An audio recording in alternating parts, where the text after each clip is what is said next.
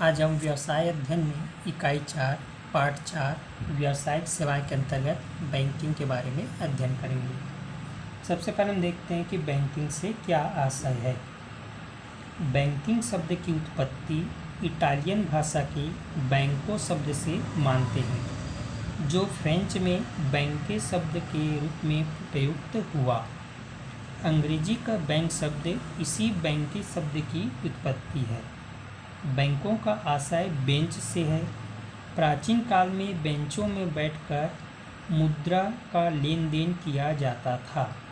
आजकल बैंक का आशय मुद्रा के लेन देन से है। इसके बाद हम देखेंगे बैंकों के प्रकार। बैंकों के प्रकार जो है प्रमुख निम्नलिखित है। पहला है वाणिज्यिक बैंक।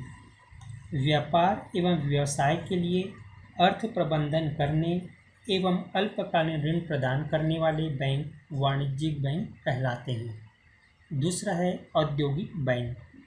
वे बैंक जो उद्योगों के अर्थ प्रबंधन का कार्य करते हैं तथा उन्हें दीर्घकालीन ऋण प्रदान करते हैं, औद्योगिक बैंक कहलाते हैं, जैसे भारतीय औद्योगिक वित्त निगम, औद्योगिक विकास बैंक आदि।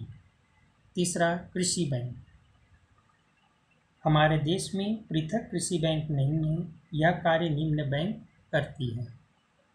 पहला कृषि सहकारी बैंक, दूसरा भूमि विकास बैंक, तीसरा स्टेट बैंक ऑफ इंडिया की कृषि शाखा।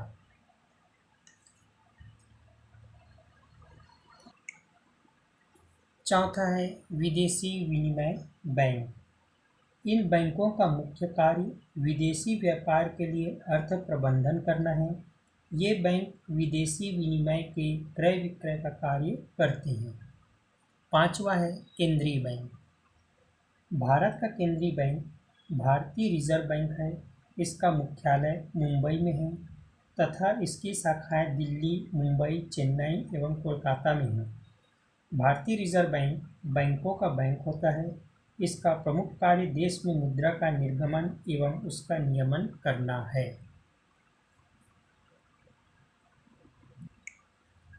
छठवां है क्षेत्रीय ग्रामीण बैंक। भारत के गांव में बैंकिंग सुविधाओं का विकास करने के उद्देश्य से विभिन्न जिलों में क्षेत्रीय ग्रामीण बैंकों का प्रारंभ सन 1975 से किया गया तथा इन्हें उस क्षेत्र के ग्रामीण विकास की जिम्मेदारी सौंपी गई है।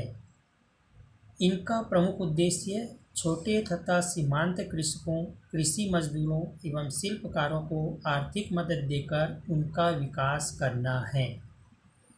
सातवां है देसी बैंकर। भारत में इनको महाजन, साहूकार आदि नामों से पुकारा जाता है। ये भारत के सभी स्थानों में पाए जाते हैं। भारतीय बैंकिंग कंपनी अधिनियम में इन्हें बैंक या बैंकर का दर्जा प्रदान नहीं किया गया है, लेकिन इनके महत्वपूर्ण स्थान को स्वीकार करना पड़ेगा। उसके बाद है नंबर 8 एग्जिम बैंक। एग्जिम का पूरा नाम है भारतीय निर्यात आयात बैंक। इस बैंक की स्थापना जनवरी 1982 में की गई थी। इसका प्रधान कार्यालय मुंबई में है। यह बैंक वस्तुओं के आयात निर्यात से संबंधित सामान्य बैंकिंग कार्य तथा अनेक कार्य करती है। इसके प्रमुख कार्यों में भारत से निर्यात तथा भारत को आयात का वित्त प्रबंधन, विदेशों में स्थित संयुक्त उद्यमों का वित्त प्रबंधन तथा लीज के आधार पर मशीनरी एवं उपकरण के निर्यात आयात का वित्त प्रबंधन सम्मिलित है। इसके बाद नंबर 9 है नाबार्ड। इसका पूरा नाम है नाबार्ड का the national bank for agriculture and rural development. इस बैंक ने 15 जुलाई सन 1982 में कृषि तथा ग्रामीण क्रियाओं के लिए शीर्ष बैंक के रूप में अपना कार्य करना शुरू किया। तो इस प्रकार से बैंकों के ये प्रकार हुए। पहला वाणिज्यिक बैंक, दूसरा औद्योगिक बैंक, तीसरा कृषि बैंक, चौथा विदेशी विनिमय बैंक, पांचवा केंद्रीय बैंक, छठवां क्षेत्रीय ग्रामीण बैंक, सातवां देसी बैंकर्स और आठवां एग्जिम बैंक और नंबर 9 नाबार्ड। इसके बाद हम देखेंगे वाणिज्यिक बैंक के कार्य। वाणिज्यिक बैंकों के अनेक कार्य होते हैं जिन्हें प्राय निम्न प्रकार से वर्गीकृत किया जाता है। पहला है जमा प्राप्त करना या निक्षेप स्वीकार करना। यह बैंक का प्रमुख कार्य है। वह जनता से प्राप्त रकम जमा करता है। इसके लिए वह विभिन्न प्रकार के खाता खोलने की सुविधा उपलब्ध कराता है। इन खातों में ही लोग अपनी राशि को जमा करते हैं। पहला चालू खाता, दूसरा बचत खाता, तीसरा सावधि जमा खाता, चौथा घरेलू बचत खाता, पांचवा आवर्ती जमा खाता। तो ये 5 प्रकार के खाते होते हैं जिसमें लोग अपनी बचत राशि को जमा करके बैंकों में रखते हैं। दूसरा वाणिज्यिक बैंक का कार्य ऋण प्रदान करना। बैंकों द्वारा निम्न प्रकार के ऋण प्रदान किए जाते हैं: नगद साख, अधिविकर्ष या ओवरड्राफ्ट की सुविधा, अग्रिम, व्यापारिक बिलों का बट्टाकरण। बैंक जो है 2 प्रकार से ऋण प्रदान करते हैं। एक असुरक्षित साख पर बिना किसी धरोहर के रूप में ऋण प्रदान करना, दूसरा सुरक्षित ऋण धरोहर के पश्चात ऋण प्रदान करना।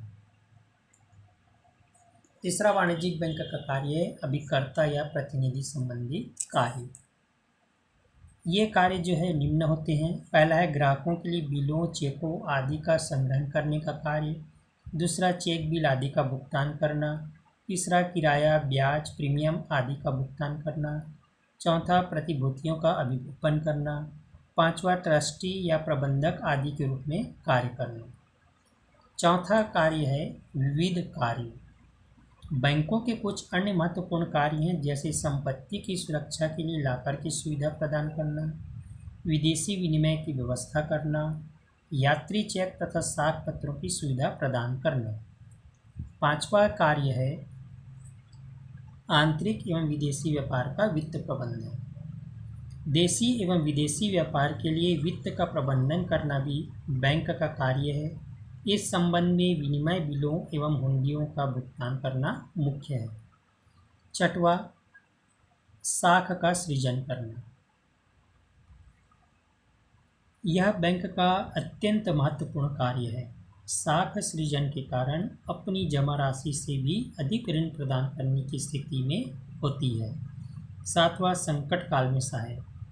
देशी बैंकर्स से विपत्ति के समय आर्थिक मदद प्राप्त होती है। जब कहीं से ऋण प्राप्त नहीं होता तो इनसे ऋण प्राप्त हो जाता है। नंबर 8, व्यापार एवं उद्योगों को सहायता। बैंक का व्यापार एवं उद्योगों के विकास में बड़ा योगदान है। ये बैंक अल्पकालीन एवं दीर्घकालीन ऋण प्रदान करते हैं। नंबर 9, कृषि का विकास। बैंक एवं बैंकर किसानों को खाद, बीज, मशीन, कुआं, बैल आदि खरीदने के लिए ऋण प्रदान करते हैं। और नंबर 10, ई बैंकिंग।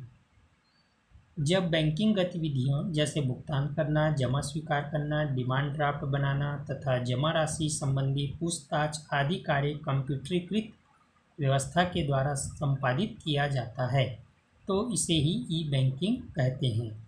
इसके कई रूप हो सकते हैं जैसे इलेक्ट्रॉनिक वित्त हस्तांतरण। इसके द्वारा एक व्यक्ति के खाते से दूसरे व्यक्ति के खाते में कंप्यूटर नेट के द्वारा वित्त या मुद्रा का हस्तांतरण तत्काल हो जाता है। दूसरा है एटीएम। यह मशीन जो मूलतः कंप्यूटर होता है अलग अलग स्थानों में स्थापित किए जाते हैं जो सैटेलाइट लिंक द्वारा आपस में जुड़े रहते हैं। इनके प्रयोग के द्वारा मुद्रा या धन की निकासी, खातों से धन का हस्तांतरण, खाते संबंधी सूचना आदि तत्काल प्राप्त की जा सकती है। यह मशीन 24 घंटे कार्य करता है, जिसे एटीएम कहते हैं।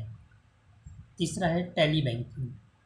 इसके अंतर्गत दूर स्थानों में या दूरस्थ स्थानों से खातों से संबंधित सूचनाएं टेलीफोन, मोबाइल या दूरभाष द्वारा प्राप्त की जा सकती है अथवा बैंकिंग सूचनाएं संप्रेषित की जा सकती है। तो इस प्रकार से हमने देखा वाणिज्यिक बैंक के कार्य। पहला था जमा प्राप्त करना, दूसरा ऋण प्रदान करना, तीसरा अभिकर्ता या प्रतिनिधि के रूप में कार्य करना, चौथा विविध कार्य, पांचवा आंतरिक एवं विदेशी व्यापार का वित्त प्रबंधन, छठवां साख का सृजन, सातवां संकट काल में सहायक, नंबर 8 व्यापार एवं उद्योगों को सहायता, नंबर 9 कृषि का विकास और 10वां ई बैंकिंग।